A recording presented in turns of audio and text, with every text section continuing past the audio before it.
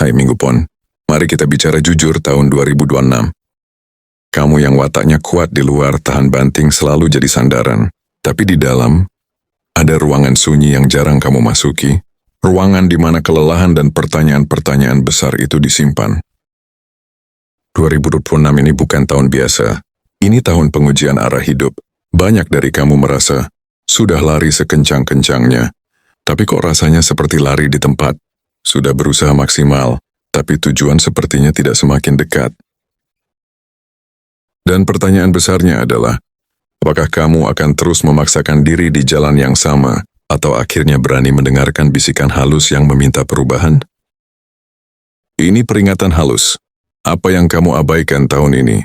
Kelelahan batin, hubungan yang tidak seimbang, rasa tidak puas yang dipendam itu tidak akan hilang.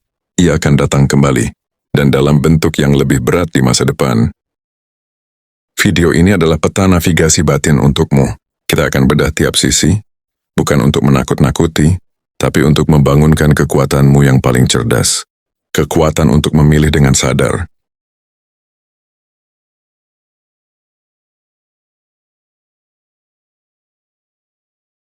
Mari kita kenali dulu siapa kita. Minggu Pon itu seperti batu karang, tegas, kokoh, pekerja keras. Kamu punya mental pemimpin alami, bahkan jika bukan jadi bos. Dalam kelompokmu, kamu sering jadi penentu dan penanggung jawab tanpa diminta. Kekuatan terbesarmu, tanggung jawab.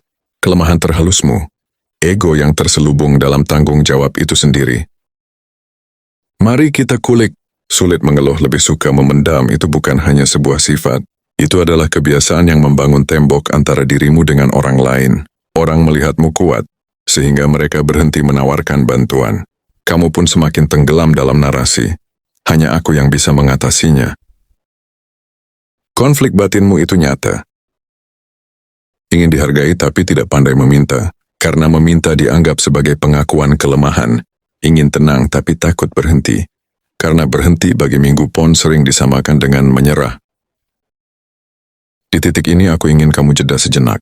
Tanyakan, apakah identitas yang kuat dan tahan banting ini sudah menjadi penjara yang elegan bagimu?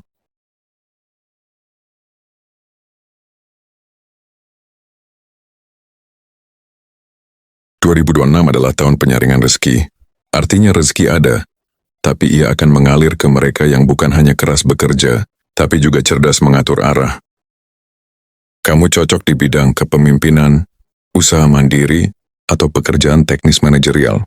Tapi tahun ini, ujiannya adalah beban kerja berlebih yang membuatmu merasa dimanfaatkan, dan hasil yang tidak sebanding dengan tenaga yang dikeluarkan.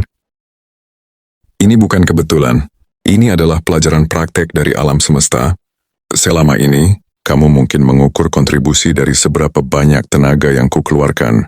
2026 mengajakmu untuk mengukur dari seberapa tepat arah yang kuambil. Solusinya bukan bekerja lebih keras. Solusinya adalah 1. Pilih prioritas dengan kejam. Tidak semua yang bisa dikerjakan, harus kamu kerjakan. 2. Berani menolak dengan elegan. Katakan, saya bisa bantu sampai titik ini, selebihnya mungkin butuh tim lain. Ini menjaga energi dan wibawamu. 3. Alirkan tenaga ke hal yang memiliki amplifikasi. 1 proyek strategis lebih baik dari 10 pekerjaan rutin yang menguras. Tahun ini, rezeki terbesar mungkin bukan bonus uang, tapi kebijaksanaan baru dalam mengelola hidup dan karier.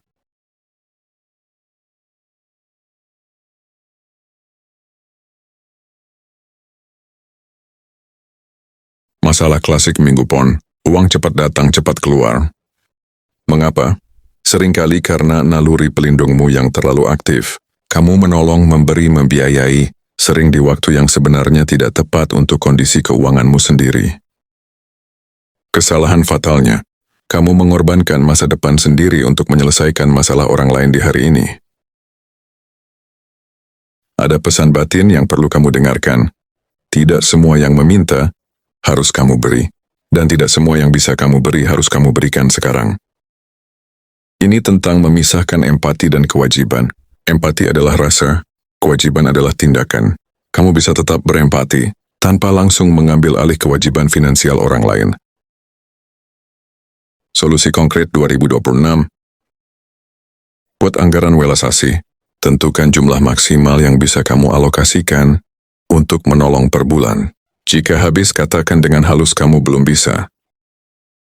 Investasi pada diri sendiri dulu. Bayar diri masa depanmu terlebih dahulu melalui tabungan atau investasi, baru bagikan sisanya. Pelajari memberi dalam bentuk non-materi. Nasihat waktu untuk mendengar atau jaringan koneksi seringkali lebih berharga dan tidak menggerus tabunganmu.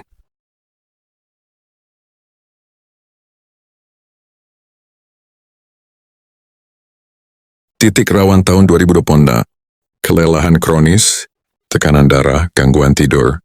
Ini bukan gejala fisik belaka. Ini adalah teriakan bisu dari tubuhmu yang sudah terlalu lama memendam stres. Bagi Minggu Pon, istirahat sering dianggap sebagai kemewahan atau bahkan kelemahan. Ini persepsi yang berbahaya. Pesan leluhur mengingatkan, tubuh selalu memberi sinyal peringatan sebelum akhirnya jatuh sakit. Apakah kamu mendengarnya? Penyebab utamanya bukan kerja fisik, tapi stres yang dipendam dan istirahat batin yang nihil. Kamu berhenti bekerja, tapi pikiran tidak berhenti mengkhawatirkan. Solusi yang revolusioner bagimu. Pola tidur suci. Jadikan tidur sebagai ritual wajib, bukan sisa waktu sunyi untuk diri sendiri. 15 menit per hari, duduk dalam kesunyian tanpa gadget, hanya bernapas dan merasakan. Ini adalah reset untuk sistem sarafmu. Kurangi beban mental dengan brain dump. Tulis semua yang mengganggu pikiran di atas kertas. Pindahkan dari kepalamu ke media lain.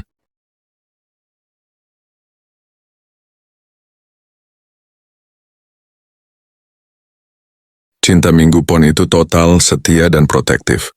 Kamu memberikan semua, tapi disitulah jebakannya.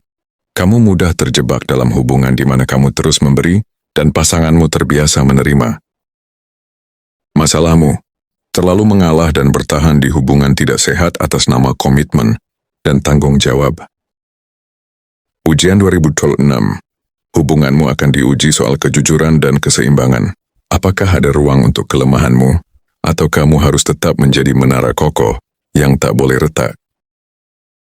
Peringatan keras, jangan jadikan cinta sebagai tempat berkorban tanpa batas. Cinta yang sehat adalah taman tempat kedua belah pihak saling menyirami. Jodoh idealmu di tahun ini dan seterusnya adalah dewasa secara emosional, bisa mengelola emosinya sendiri tanpa menjadikanmu tempat sampah, menghargai usahamu bukan memanfaatkannya, bisa melihat lelahmu dan berkata, sekarang giliranku. Tanyakan dalam hati, apakah aku dicintai karena jasaku atau karena diriku?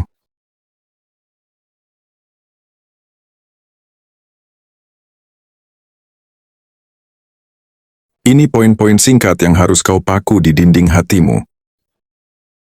1. Terlalu keras pada diri sendiri. Standarmu untuk orang lain lebih rendah daripada untuk dirimu sendiri. 2. Menganggap istirahat sebagai kelemahan, padahal istirahat adalah strategi. 3. Menunda perubahan karena rasa tanggung jawab palsu. Bagaimana nanti mereka jika aku berubah? Ubah pertanyaannya. Bagaimana nanti mereka jika aku tumbang? 4. Mengabaikan intuisi. Gut feelingmu kuat. Minggu Pon, tapi kamu lebih memilih logika, harus, dan kewajiban. 5. Bertahan di lingkungan yang menguras jiwa, karena merasa tanggung jawab atau sudah terlalu lama di sini. Kenali jebakan ini, sadari saat kakimu melangkah mendekatinya.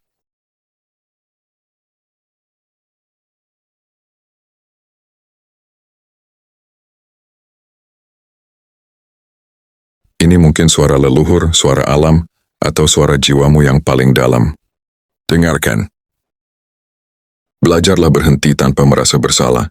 Tidak semua beban di dunia ini harus kamu pikul. Kekuatan sejati bukan hanya tentang menahan beban, tetapi juga tentang keberanian untuk meletakkannya. Dengarkan tubuhmu, ia lebih jujur daripada gengsimu. Dengarkan hatimu, ia lebih tahu jalan daripada logika keharusanmu. Ukur hidupmu bukan dari seberapa kuat kamu menahan penderitaan, tapi dari seberapa sehat dan bahagia kamu menjalani setiap hari.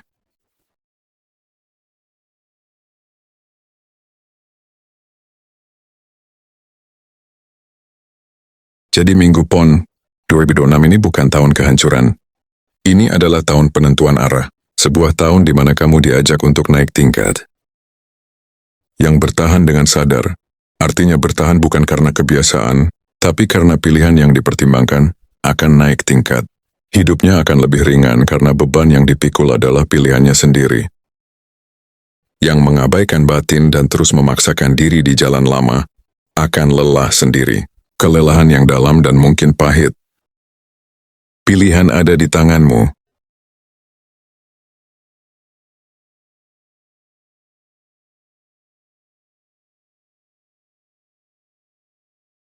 Bekal terbesar Minggu Pon di 2026 adalah 3 hal.